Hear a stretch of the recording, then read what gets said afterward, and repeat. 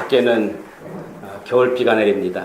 이 겨울비가 아마도 새봄을 재촉하는 비가 아닌가 생각합니다. 오늘 시간 성령의 단비가 촉촉히 내려서 우리의 메마른 심령이 회복되기를 소원합니다. 오늘 또 참 좋은 날, 성스러운 주일 아침, 주님 앞에 나와 예배하는 사랑이 귀한 교회 여러분들에게 오늘 또 주님의 크신 은혜와 은총과 축복이 함께하기를 소원합니다. 우리 한번 옆 사람하고 또 인사하십시다. 같이 예배드려 반갑습니다. 옆 사람하고 뒤에 분하고 같이 인사 한번 나눕시다. 믿음은 들음에서 난다 그랬습니다. 말씀을 듣고 또 듣고 또 듣고 그러다 보면 나도 모르는 사이에 믿음이 자랍니다.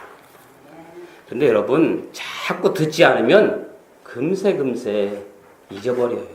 혹시 지난주 설교 제목 기억나시는 분 계십니까?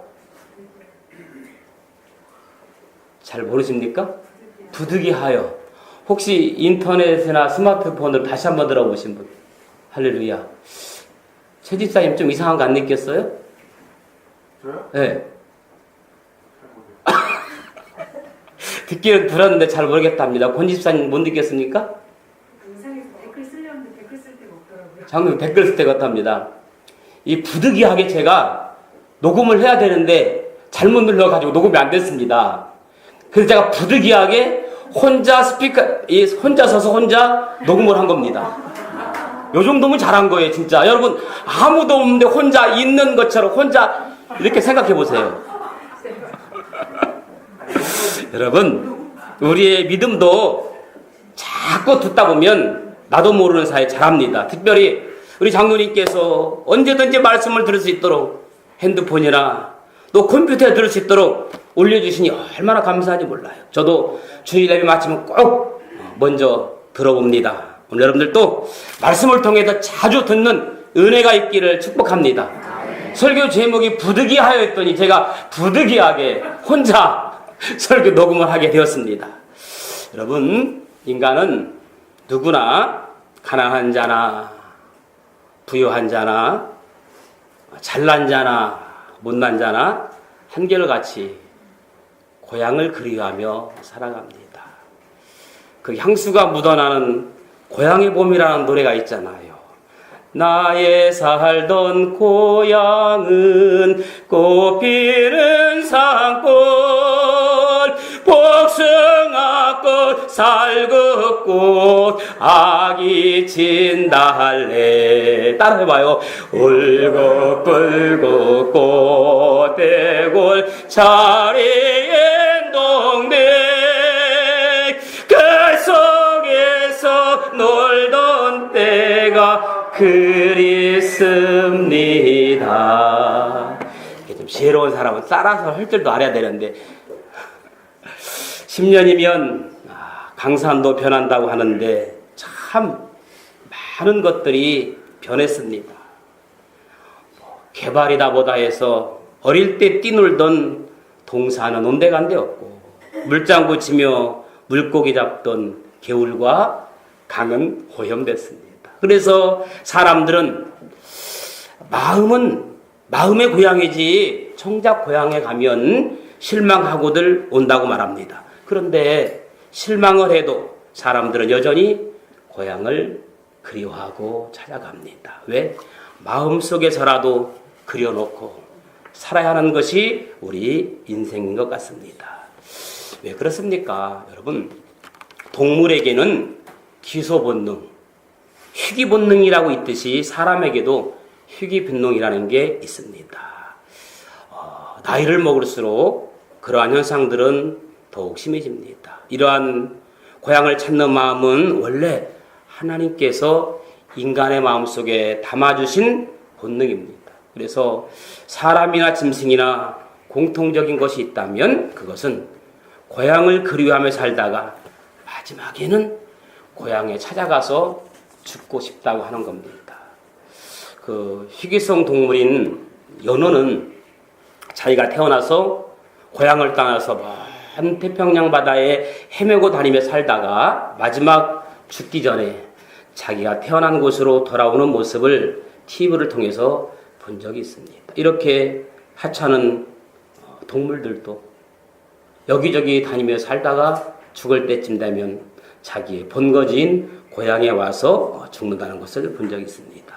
이렇게 희귀 본능은 짐승보다 사람이 더 강하게 나타납니다. 그래서 인간의 마음에는 항상 언제나 고향에 대한 향수가 있기 때문입니다. 그래서 그 고향에 대한 향수는 나이가 들수록 어려울수록 지칠수록 병들수록 더욱 깊어집니다. 그래서 전쟁터의 병사들이 가장 많은 생각을 하는 것이 부모님의 계신 고향이라고 합니다. 그러면 옛날에 TV에서 그 우정의 무대라는 프로가 있었잖아요. 그 뽀빠 이상용 씨가 사회를 보면서 거기 음악이 나오잖아요. 엄마가 그리울 땐 엄마 사진 꺼내놓고 그러면 막 젊은 군인들이 막 힘센 장정들이 엉엉 막 눈물 흘리는 모습이 생각납니다. 뭐 그걸 지켜보던 우리들도 덩달아 눈물을 흘립니다. 이런 것들이 다 엄마의 그리움, 고향의 그리움, 향수 그런 것들입니다. 실제적으로 인간의 내면에 감추어진 고향의 향수를 이용해서 싸움에서 이긴 내용이 하나 있습니다. 저 중국 한나라의 유방과 초나라의 항우가 전쟁할 때였어요. 그 유방이 항우를 신망문사를 포위하고 있었습니다. 이 유방이 머리가 비상하잖아요. 어떻게 저거 이길까 생각하다가요 지혜를 꺼냅니다. 가을 달밤에 자기 군사들로 하여금 상대방의 초나라의 그 구슬픈 초나라의 그 가락을 퉁수로 불어줍니다. 그랬더니 초나라의 군사들이 자기의 고향의 구슬픈 가락을 듣고 향수병에 걸려서 뿔뿔이 흩어져서 고향으로 다 돌아가 버렸습니다. 퉁소 가락으로 인간의 심성을 이용해서 그 유방은 대승을 거두었다는 그러한 일화가 있잖아요. 여러분, 고향이란 이렇게 인간에게 중요합니다. 그래서 우리 민족의 전통 명절인 설이 되면 수많은 사람들이 고향을 찾아갑니다. 명절이 가까워지면 깊은 향수를 느끼게 됩니다. 성경에서도 명절이 있습니다. 성경에서 명절을 해올때라는 말입니다. 이 말은 축제, 향연, 전통적으로 해마다 일정하게 지키는 즐거운 날 이렇게 되어 있습니다. 그래요. 명절은 축제가 되고 즐거운 명절이 되기 위해서는 사실은 피차간의 노력이 필요할 것 같아요. 여러분, 즐거운 명절이 되기 위해서는 가족 식구들의 노력이 필요하다고 합니다.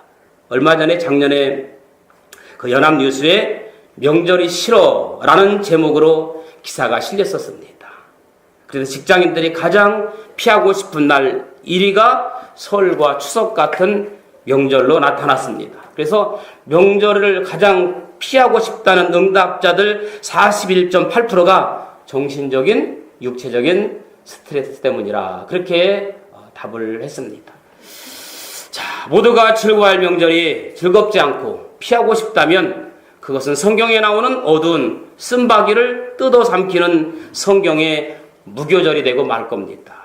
그래서 여러분, 명절에 꼭 빠지지 않는 두 가지가 있죠. 뭡니까? 명절에 빠지지 않는 거. 세뱃돈이 아니고 음식과 놀이입니다. 그렇죠? 대부분 여자분들은 음식 준비 때문에 힘들어 하는데 그것 때문이라면 남자들도 가족들과 함께 하면 더욱 좋을 듯 싶습니다. 저도 금년에는 제가 할 것 있으면 함께 하려고 좀 생각은 해봤어요. 그런데 문제는 할 줄 몰라서 안 하는 거하고 할 줄 아는데 안 하는 거하고는 달라요. 저는 할 줄 몰라서 안 하는 거거든요. 제가 하면 뭐든지 이 모양이 안 나와요. 모양이 안 나와요. 추석 때 송편을 만들면 송편 모양이 안 나오고 부침개를 부치면 부침개 모양이 안 나오니까 못하는 거예요. 하기 싫어서가 아니라 할 수 없어서. 그러나 재주가 있는 사람은 좀 해야 되겠죠. 어쨌든 한번 기회가 되면 도와보려고 생각을 하고 있습니다. 여러분, 놀이도 마찬가지입니다. 옛날 사람들은 뭐 윷놀이나 널뛰기 연날리기, 가족들이 함께 할 수 있는 민족놀이를 하면서 놀았습니다.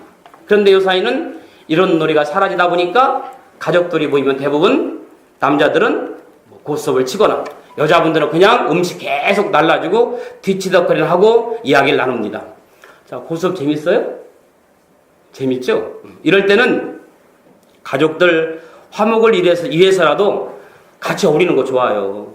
나 교회 다니면서 끊었다고. 그거 왕따 당하는 거예요. 가족들이 모였을 때는 그냥 어울려 주는 것도 괜찮습니다. 여러분, 가족들끼리 고스톱은 왜 칠까요? 함께 오손도손 어울리려고 친다. 1번. 2번. 돈 따려고 친다. 2번. 여러분, 가족끼리는요, 돈 따려고 고스톱을 치면 안 돼. 남들하고 칠 때는 악자까지 기를 쓰고서라도 따야 되겠지만, 가족들끼리 할 때는 이뤄주려고 치는 거예요. 남희선 집사 알았어요? 이뤄주려고 치는 거라니까. 그래요. 그런데 여러분, 이게 사람 심리가 돈이 크고 작고 문제가 아니라 뭐든지 내기에서 일이면 재미가 없고 따면 재미가 있는 거거든요. 이 고스톱은 부모님하고 쳐도 일이면 재미가 없고 따야 재밌는 게 이 고스톱이거든요. 그런데 중요한 이야기입니다. 이 이야기를 하려고 해요. 잘 들어보세요. 이번 명절에 한번 그렇게 해보세요. 일단 고스톱을 치면 분명 한쪽은 잃고 한쪽은 따게 돼 있어요. 양쪽 다 딸 수는 없잖아요. 그러면 어느 한쪽은 이렇게 되어 있는데 그거 돈 따려고 치면 안 되고 그날만큼은 따서 나누어 주려고 치는 거예요. 아멘. 이번만큼은 따서 나누어 주려고 치자. 그런 마음으로 쳤으면 좋겠어요. 단 그 딴 돈으로 저는 생각해 보겠어. 뭐 조카들 용돈 골고루 나누어 준다든지 또 나누어 주되 조금 차별 있게 어린애는 좀 덜 주고 큰 애는 더 많이 주고 그리고 또 뭐 형수님 뭐 재수씨 여자분들에게 수고한다고 용돈을 다 나누어 줄 거예요. 그러면 당연히 모자라잖아요. 모자라면 내 돈 보태서 나누어 주고 오는 거예요. 돈을 이럴 때 쓰라고 있는 거예요. 그래야 오는 발걸음이 가벼워요. 그래야 즐겁고 화목한 명절이 되는 거예요. 그 적은 돈 따가지고 가서 형제들 가운데 1년 내내 구설수요 그러지 말고 그리고 형제 중에서 좀 여유가 있는 가정이 있을 거 아니에요? 좀 여유 있는 가정에서 더 많이 풀고 아멘.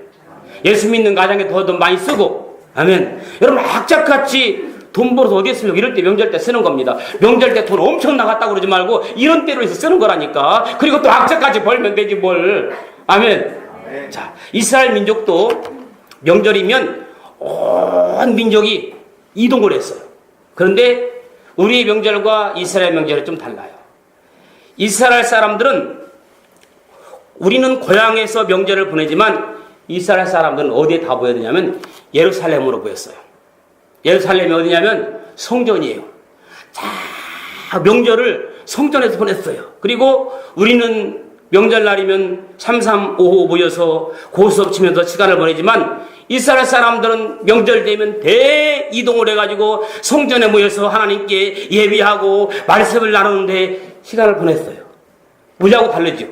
물론 우리 크리스찬 가운데도 명절날 가족들 데리고 기도원 가는 분들도 종종 있습니다. 나는 이번 명절에 가족들과 함께 기도원에 가야겠다 하시면 흔들어 보세요. 나는 이번 명절에 가족들 데리고 한번 기도하는 번 가야 되겠다. 없잖아. 이스라엘 명절이 훨씬 더 깊은 이유가 무엇일까요? 여러분, 이스라엘 최대 명절은 6월절입니다. 그래서 성경은 하나님의 거룩한 구속사 드라마 1장은 구약이고 2막은 신약이에요. 구약에서 제일 중요한 사건은 뭐냐? 출애굽 사건이에요. 애굽에서 출애굽에서 가나안으로 가는 게 제일 출애굽 사건이고 신약에서 가장 중요한 사건은 뭐냐면 예수 그리스도의 구속의 사역입니다. 그래서 예수님 복음의 진리를 가장 잘 설명한 것이 6월절 어린 양이거든요. 6월절 어린 양, 이스라엘 백성들이 명절날 모여서 예배드리는 날이 가장 큰 축제의 날입니다. 그래서 이 6월절 어린 양은 두말할 것 없이 예수 그리스도의 피거든요. 장차 이 땅에 오실 예수 그리스도. 그래서 세례 요한이 뭐라고 했어요? 보라 세상 죄를 지고 가는 하나님의 어린 양이로다. 세례 요한의 말처럼 예수 그리스도는 우리의 유월절 양이 되시는 분입니다. 그리고 우리의 유월절 양 예수님은 바로 우리를 대신해서 죽으심으로 우리를 구원해 주신 분이라는 겁니다.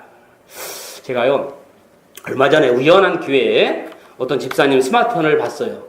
스마트폰에 보면 푸사라고 하는 어떤 글자가 써 있잖아요. 그 글자에 이런 글자가 써 있더라고요. 진실하게 살자. 저는 그 글을 본 적이 있습니다.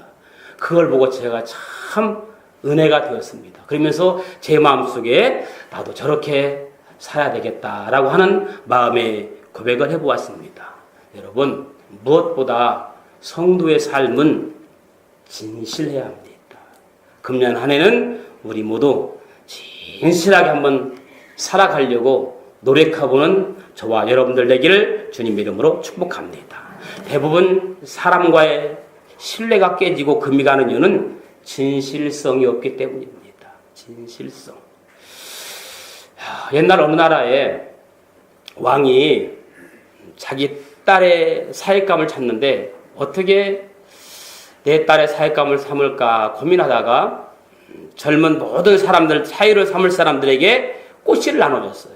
그리고 이 꽃을 제일 예쁘게 길러오는 사람을 사이로 택하겠다. 그러니까 온 동네 젊은이들이 그 꽃씨를 받아가지고 열심히 물을 주고 막 그 꽃씨를 막 피우려고, 아름다운 꽃을 피우려고 막 노력을 하는 겁니다. 얼마 기간 주며 꽃을 길러오도록 명령했습니다. 드디어 얼마 후에 많은 후보자들이 저마다 아름답고 탐스러운 꽃을 화문에 들고 왔습니다.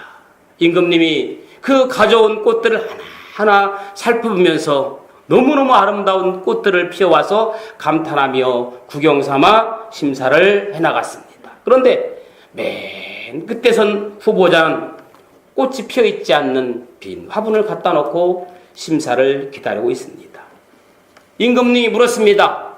모든 사람들이 이렇게 아름답고 화려한 꽃을 피워오는데 너는 왜 빈 화분을 가지고 왔냐? 라고 물었습니다. 그때 그 후보자 하는 말이 모든 정성을 다했지만 꽃이 피지 않았다고. 그래서 그대로 가져올 수밖에 없었다라고 말했습니다. 그러자 임금은 그 사람을 얼싸안고 많은 사익감 후보자들과 신하들에게 이렇게 말했습니다. 이 나라의 진실한 사람은 이 한 사람뿐이다.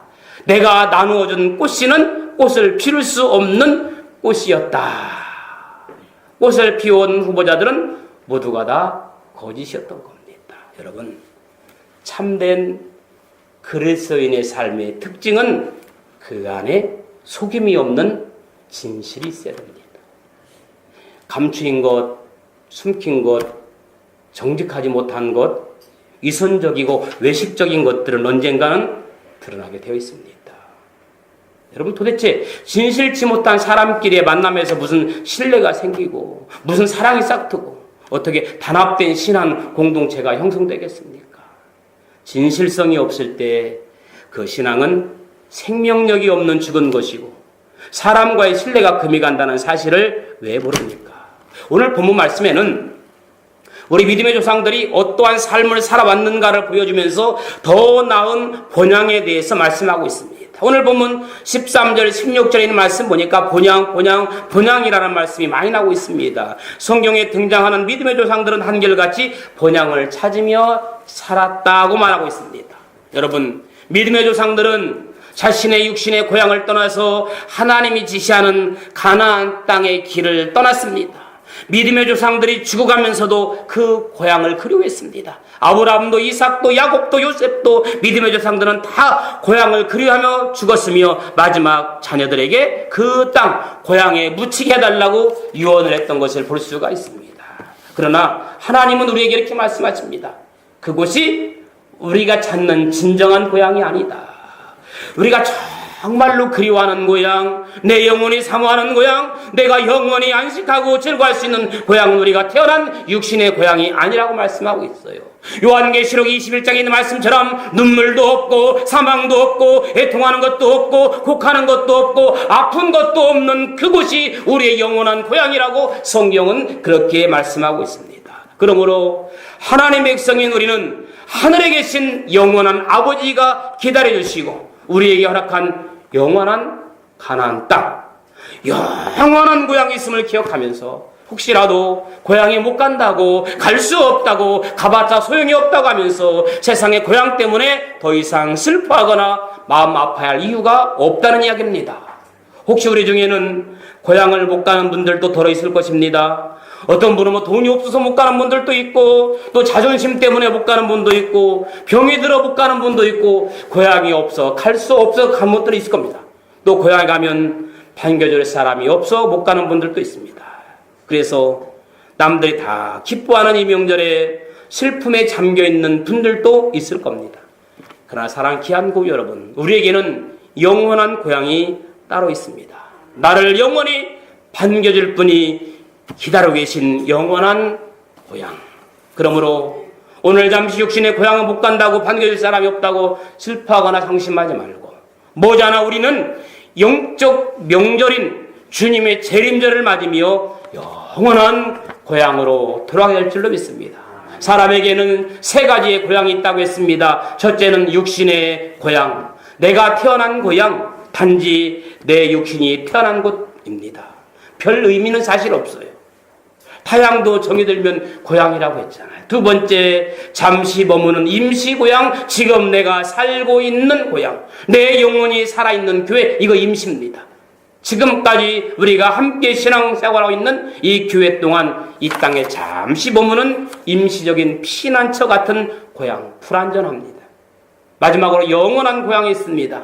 내 영혼이 영원히 살 고향, 완전하고 부족함이 없는 영원한 고향이 있습니다. 그래서 우리가 잠시 세상에 내가 살면 성상천성 부르다가 나를 잊어물어 오라 하시면 영광 중에 나아가리, 열린 천국문 내가 들어가, 그런 찬양을 합니다. 이 영혼의 고향은 우리의 근본적 고향인 하늘나라 천국을 말씀하고 있습니다. 그러면 사랑하는 여러분, 잠시 있다가 사라지는 육신의 고향을 그리워하기보다는 하나님 아버지 신랑 되신 예수님과 함께 살 천국 소망을 바라보면서 기뻐하는 저와 여러분들의 삶이 되어지기를 예수님의 이름으로 축원합니다. 이제 여러분 예배 마치고 고향에 내려가 눈물 들고 계시고 또 제사를 드리는 분들도 계실 겁니다. 그러면서 한편으로 이런 생각을 해봅니다. 내가 교회를 다니는데, 내가 예수를 믿는데 내가 제사를 드려야 되나, 그런 생각들을 하는 분들도 있습니다. 제가 설날 제사에 대해서 잠깐 말씀을 드리려고 합니다. 십계명에 보면 분명히 우상에게 절하지 말며 섬기지 말라는 말이 있습니다. 이 말씀 근거해서 우리나라 명절 제사 제도를 한번 생각해 보려고 합니다. 먼저 여러분, 열심히 조상들에게 제사 드리는 목적이 뭘까? 이거부터 한번 생각해 봐야 됩니다. 명절 되면 의뢰의 제사를 드리는데 이 제사를 왜 드릴까 생각을 해봅니다. 제사를 드리는데 그냥 남들 드리니까 드리는 건 아니겠잖아요. 분명히 제사 드리는 이유가 있습니다. 다른 곳 없습니다. 대부분 사람들은 조상신 잘 섬겨야 복을 받는다, 그건 것 같아요. 보세요. 부모님 살아계실 때는 거들떠보지 않던 자식들이 돌아가시고 나서 막 돈 들여가지고 제사 지는, 왜? 돌아가신 부모님이, 그분이 나에게 복을 주시는 줄로 착각합니다. 여러분, 실제로 제사의 근원은 옛날에는 천재지변 있잖아요. 뭐 질병, 말하는 사나운 맹수의 공격, 그런 막기 위한 수단으로 비롯되었어요. 그러다가 우리나라가 이제 근세에 와서는 유대 유교 사상으로 조상에 대한 바뀌어서 뭐 존경, 애모의 표시로 변하게 돼서 가정마다 제사를 드리게 됩니다. 문제는 이 조상신은 성경적으로 우상숭배에 해당되는 거 맞아요. 혹시 여러분 제사 지낼 때 제사상 차려놓고 조그맣게 비석처럼 생긴 곳, 뭐라고 하지? 거기다가 지방을 씁니다. 뭐라고 쓰는지 아십니까? 저도 초등학교 때 어른들 할머니 따라서, 동네 할아버지 따라서, 할아버지들 따라서 산에 가봤어요. 가면 떡을 주더라고요. 그 떡 받으려고 할머니가 그래서 야 빨리 따라가, 떡 받아, 떡 받아 따라간 적이 있습니다. 그런데 항상 산에 비석을 보든 아니면 지방을 쓰든 거기에 꼭 한자로 쓰는 글자가 있어요. 제사 지내시는 분 뭐라고 쓰는지 알아요? 거기에 이렇게 써 있어요. 현고 학생 두군 신이라고 써 있어요. 뭔지 압니까? 현 모습. 지금 후손이 정성껏 지내는 이 제사, 내가 지낸 제사를 돌아가신 아버지 생각한다는 뜻입니다. 그래서 현고, 그 다음에 학생이라는 단어가 있습니다. 이것은요, 저는 죽은 분의 양력이더라고. 뭔가 있더라고요. 학생이란 말이. 어렸을 때는 이게 배우라는 학생인가 생각했는데 그게 아니더라고요. 학생은 옛날에는 관직에 없는 분들을 일컬어서 학생이라고 했어요. 그래서 뭐 진사, 생원도 못한 사람을 학생이라고 했습니다. 그리고 부군, 말 그대로 돌아가신 조상님들을 높여서 부르는 호칭이 부군입니다. 마지막 신이라는 말은 신령님. 동양에서는 돌아가신 조상님도 신령님으로 신으로 쓰더라고요. 그래서 현고, 학생, 부군, 신이라고 씁니다. 그러니까 돌아가신 아버지 생전에 아무런 품계도 벼슬도 하지 못할 경우에 사용된 단어가 학생이라는 단어를 쓰더라고요. 자, 그래 그들 사고 속에는 무슨 생각이 있느냐 하면, 비록 이런 분이지만 살아있을 때는 무능한데 죽어서 귀신이 되면 전능하다는 생각을 갖고 있습니다. 우리 조상이나 선조들의 바른 행적이나 업적을 기리고 부모님 운덕 기억하며 감사하는 것은 정말 좋은 일입니다. 그런데 문제는 돌아가신 조상 신에게 절한다는 겁니다. 이 신자가 여러분 귀신 신자거든요. 살아있는 사람은 인격체이기 때문에 서로 절을 해도 괜찮습니다. 그러나 영혼이 떠나가면 그 사람은 흙에 불과한 겁니다. 그러니까 흙에 절하는 겁니다. 곧 우상이와 똑같다는 겁니다. 부모님께 감사하며 돌아가신 부모님 바른 뜻을 기리고 추모하는 것이야 얼마나 복스러운 일이겠습니까? 가족 형제들 함께 모여서 먼저 돌아가신 분들 덕을 기리며 추모하며 음식 나누며 즐거워하는 건 좋은 일입니다. 이것이 진정한 명절입니다. 그러나 제사상을 차려놓고 그 앞에 절하는 것은 분명 우상숭배입니다. 하나님께서 이렇게 말씀하시죠. 너는 나 외에는 다른 신을 내게 잊지 말라. 귀신 섬기는 제사는 안 됩니다. 우상숭배는 저주받는 일이라고 성경에 말씀하고 있습니다. 우리가 가끔 이런 말 하죠. 좋은 게 좋은 거라고. 무감각의 태도는 버리시기 바랍니다. 안 되는 건 안 되는 거거든요. 사실 자녀들에게도 니네들이라도 절해라 이렇게 시키면 안 되는 거거든요.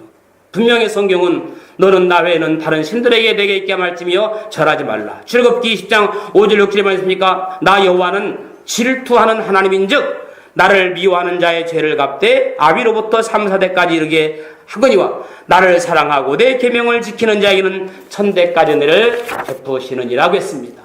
조금 여러분들에게 어깨가 무거울 수 있지만 좀 기억하셔서 어떤 것이 좋은 것인지 어떤 것이 더 은혜가 되는지 한번 생각해 보라고 말씀드렸습니다. 유대인들이 새해를 맞으며 6월절 민족의 명절을 맞듯이 우리도 이제 설날을 맞습니다. 6월절은 이스라엘 민족이 애굽의 종살이에서 구원받은 것을 기억하며 하나님께 지키는 절기입니다. 물론 우리도 송구영신 예배를 드리며 새해를 맞았지만 우리 고유의 명절을 맞이하여 부모님과 어른 공경하는 우리 고유의 미풍양속을 지키고 이러한 전통을 주신 우리 하나님께 감사하며 다시 한번 새해 하나님께 맡기고 감사하는 날로 명절을 지켰으면 좋겠습니다. 아멘. 말씀을 맺겠습니다. 하나님께서 우리 민족을 사랑하셔서 아름다운 전통 미풍양속을 주시고 좋은 것 주셨으므로 말미암아 우리가 빛과 소금의 역할을 잘 감당하는 저와 여러분들의 삶이 되기를 예수님 이름으로 축원합니다. 아멘.